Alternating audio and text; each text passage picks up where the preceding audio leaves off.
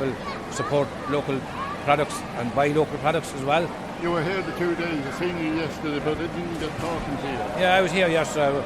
The official open was yesterday morning with Nevin Maguire and that. That's right, it was good. You cut the ribbon. I didn't cut the ribbon. He cut the ribbon. I know. I wouldn't have that authority, you know. I haven't that class that he has, you know. You wouldn't have the right scissors. No. I wouldn't be good enough to cut that. But you're enjoying the show. It's very good. And when you come up here, good buzz, though. When you come up here and see the children being amused as well, you know, it was very well put together and a great show. And plus the fact that the venue is perfect. Like, you know, if it rains, you have the covering all over the place. You know, it's an ideal location. Well, thank you, pal. No bother. Good to see you. Good is right.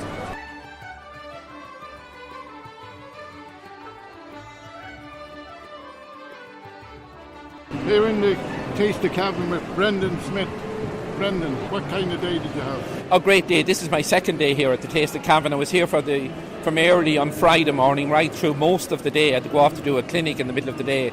But I came here for this afternoon for Saturday as well.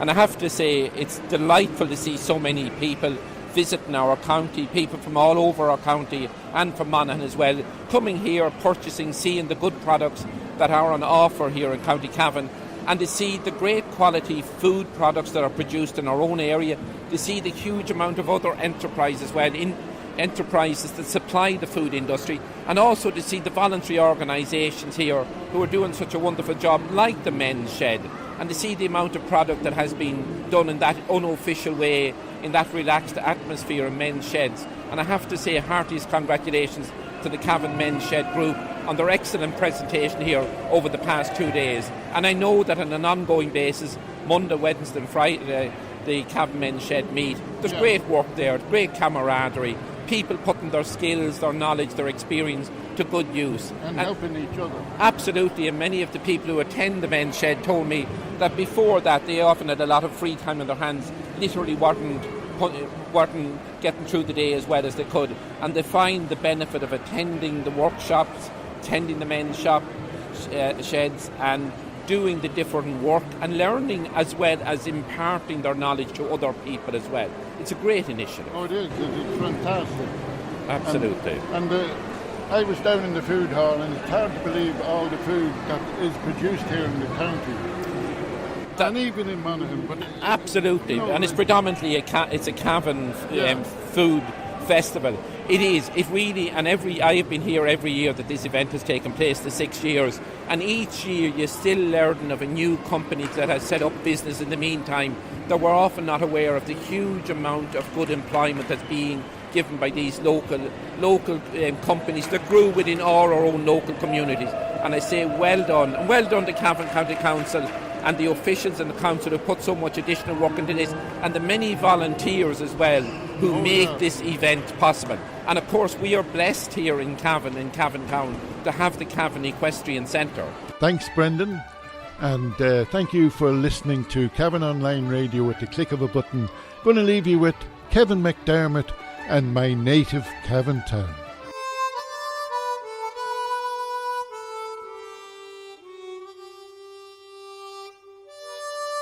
I stood upon the gallows hill and gazed down at the town.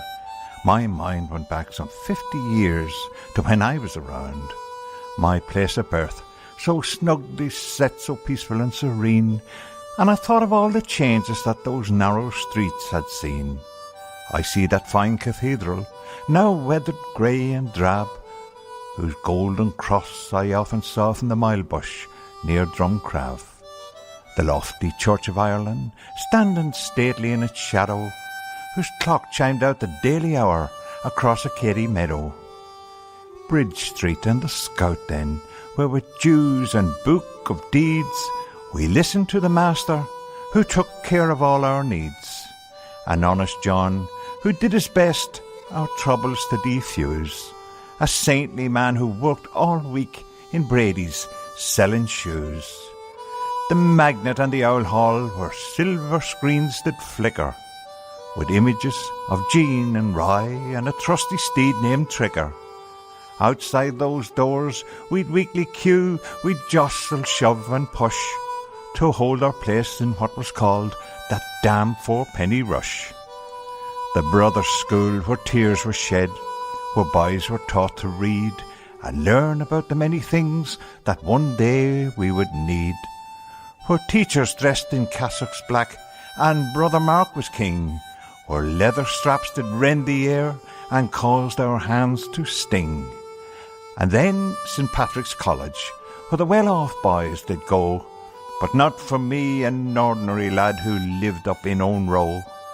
The tech for me, to learn to work with metal and with wood.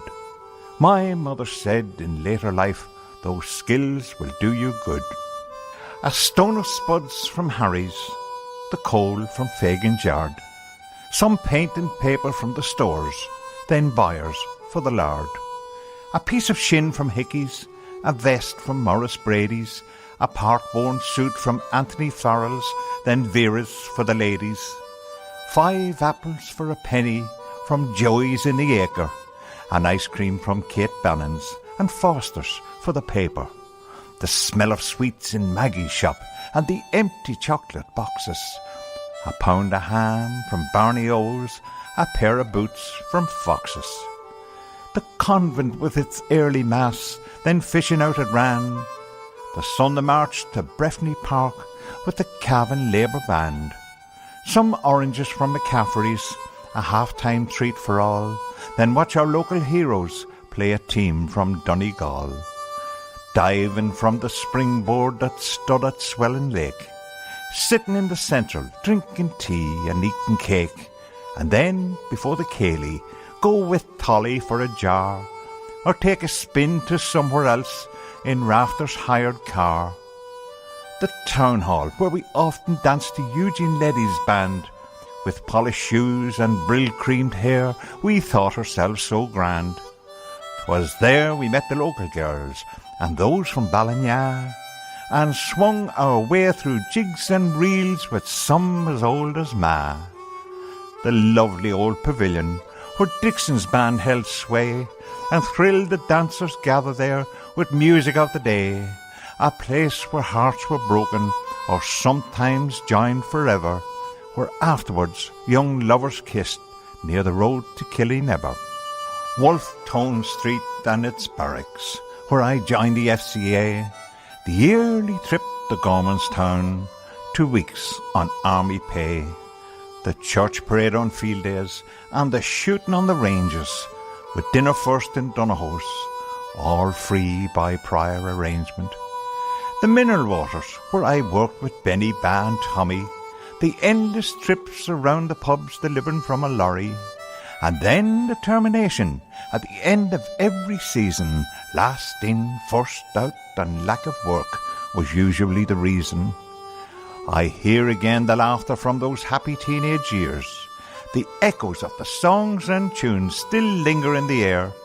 I think of all the dance halls from Bourne-by to Lavey Strand, where with friends I helped make music in a local pickup band.